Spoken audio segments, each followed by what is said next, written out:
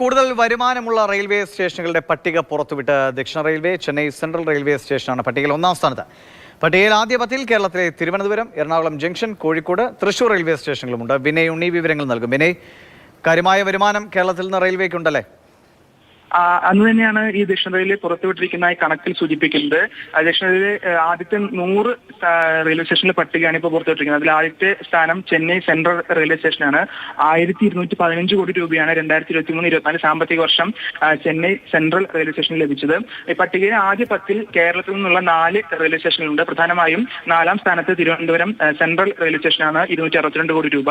6-ാം സ്ഥാനത്ത് Ernakulam south railway station 227 കോടി രൂപ. 8-ാം സ്ഥാനത്ത് കോഴിക്കോട് 178 കോടി രൂപ. 9-ാം സ്ഥാനത്ത് തൃശൂർ റെയിൽവേ സ്റ്റേഷൻ 155 കോടി രൂപ എന്നിങ്ങനെയാണ് വരുമാനം. മാത്രമല്ല എറണാകുളം നോർത്ത്, പാലക്കാട്, കണ്ണൂർ സ്റ്റേഷനുകളും കഴിഞ്ഞ സാമ്പത്തിക വർഷം 100 കോടി രൂപയ്ക്ക് മുകളിൽ വരുമാനം നേടിയെന്ന് ഈ കണക്കിൽ ദക്ഷിണ റെയിൽവേ വ്യക്തമാക്കുന്നുണ്ട്. ശരി, വിനയ് ഉണ്ണിയാണ് വിവരങ്ങൾ നൽകിയത്.